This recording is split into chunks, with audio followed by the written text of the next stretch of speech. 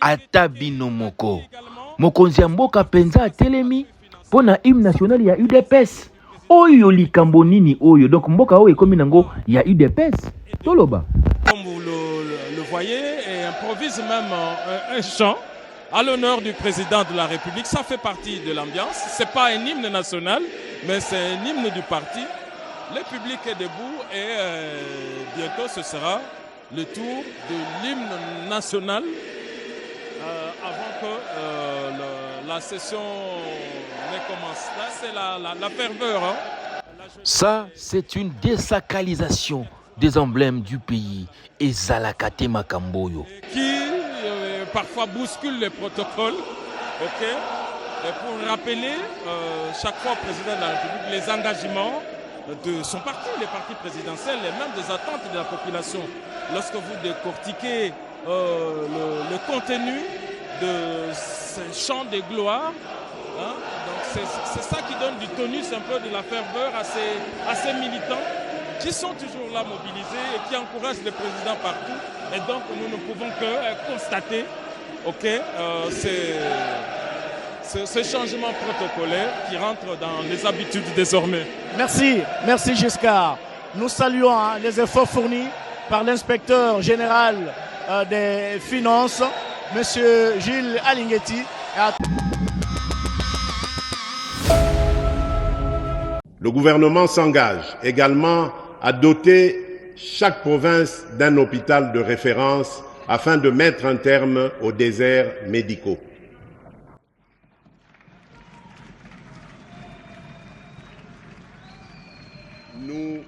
Nous poursuivrons nos efforts sans relâche pour construire un système de santé robuste et résilient, apte à prévenir, préparer et répondre efficacement aux grandes endémies et épidémies telles que le Mpox, le choléra, la tuberculose, le VIH-Sida, le paludisme, les fièvres hémorragiques virales, les infections respiratoires et plus récemment une maladie inconnue affectant la province du Kwango.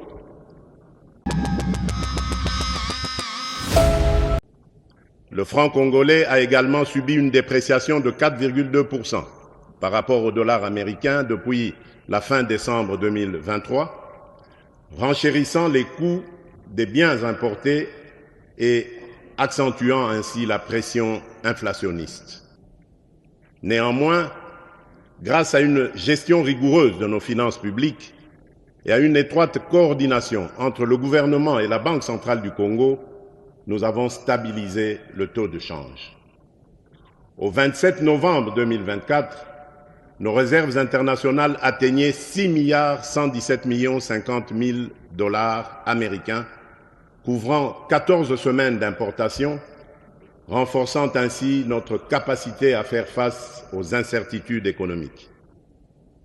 Pour répondre aux besoins urgents de la population et soutenir notre croissance économique, nous avons stabilisé le cadre macroéconomique, amélioré l'environnement des affaires et mobilisé des financements à des conditions plus favorables.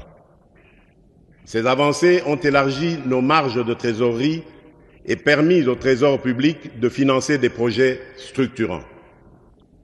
Elles ont également relancé, dans le cadre d'un plan d'action accéléré, le financement de projets d'investissement essentiels, notamment le programme local des 145 territoires, le PDL 145T, des infrastructures et voiries de province, ainsi que le développement urbain de Kinshasa.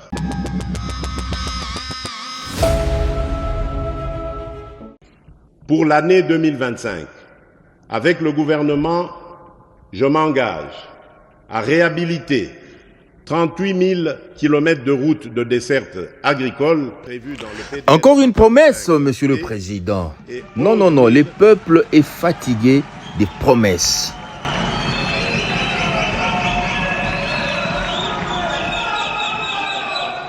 Et 11 423 km de routes prioritaires supplémentaires en un an, en déployant des brigades routières dans chaque province pour un entretien régulier.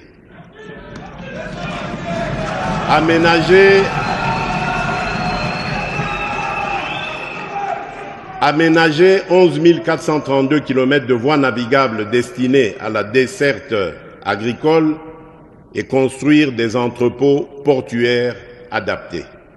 Invité, mesdames et messieurs, mes très chers compatriotes, un pays qui investit est un pays qui croit en son avenir.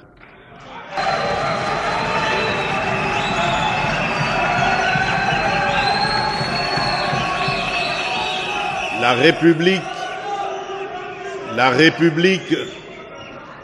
République démocratique du Congo s'inscrit pleinement dans cette dynamique. Je tiens à souligner l'importance de nos projets structurants qui, pas à pas, façonnent notre destin. Ils transforment nos ambitions en réalisations concrètes et insufflent espoir et confiance à chaque Congolaise et à chaque Congolais. Dans la zone économique spéciale de Maluku, une nouvelle usine de fabrication de carreaux et de faïence a ouvert ses portes. Saphir Ceramics DRC SA, puisque c'est d'elle qu'il s'agit, bâtit, grâce à un premier investissement de 40 millions de dollars, crée plus de 1000 emplois directs et des milliers d'emplois indirects tout en dynamisant l'économie locale. Désormais, nous produisons chaque jour 50 000 mètres carrés de carreaux de qualité à prix compétitif, mettant fin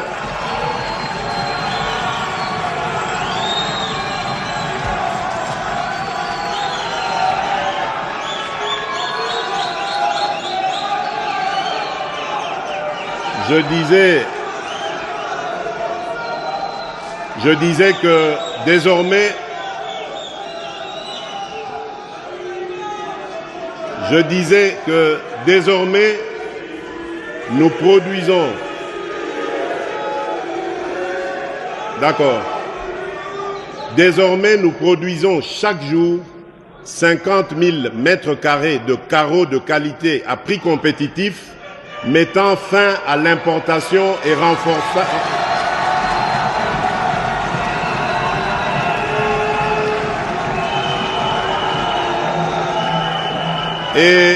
et renforçant ainsi la fierté de consommer congolais. À proximité de là, Varom Beverages RDC SARL, franchise de Pepsi Cola, a lancé la production de boissons gazeuses avec une capacité de 1,2 million de bouteilles par jour. Un premier investissement de 66 millions de dollars, bientôt suivi d'une seconde phase de 46 millions de dollars dans les 6 prochains mois, a permis de créer 530 emplois à ce jour. Cette nouvelle unité génère non seulement des emplois et des recettes fiscales, mais nourrit également la fierté de consommer des produits made in Congo. Et que dire de la relance de la mine de zinc de Kipushi par Kiko? Fort d'un investissement de 923 millions de dollars, ce projet illustre parfaitement notre ambition du réveil du Congo comme un géant au cœur de l'Afrique. Chaque mois,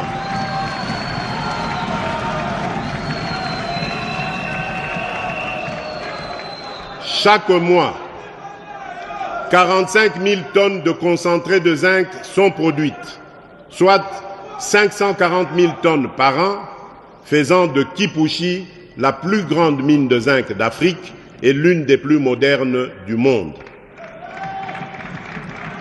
Plus de 900 emplois directs ont déjà été créés, avec une masse salariale annuelle avoisinant 48 millions de dollars, et des projets de transformation locale du zinc sont en cours, ajoutant encore plus de valeur et d'opportunités.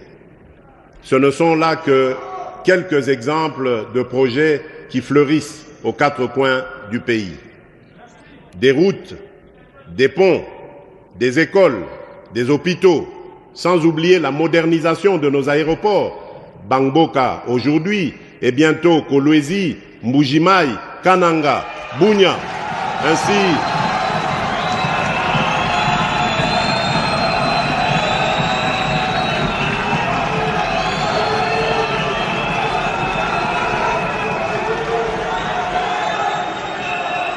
Je disais, des routes, des ponts, des écoles, des hôpitaux, sans oublier la modernisation de nos aéroports, Bangboka aujourd'hui et bientôt Kolwezi, Mbujimai, Kananga, Bunia, ainsi que le balisage et l'électrification de l'aéroport de Kalemi.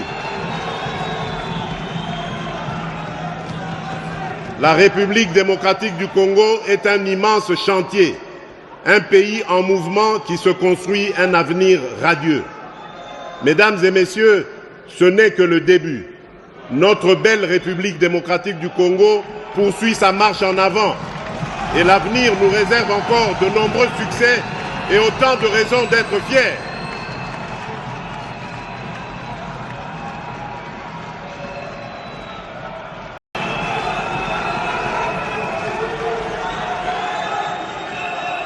Je disais, des routes, des ponts, des écoles, des hôpitaux, sans oublier la modernisation de nos aéroports, Bangboka aujourd'hui et bientôt Kolwezi, Mbujimai, Kananga, Bunia, ainsi que le balisage et l'électrification de l'aéroport de Kalemi.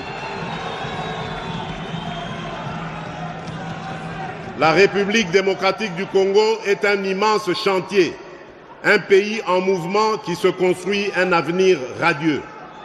Mesdames et messieurs, ce n'est que le début. Notre belle République démocratique du Congo poursuit sa marche en avant et l'avenir nous réserve encore de nombreux succès et autant de raisons d'être fiers.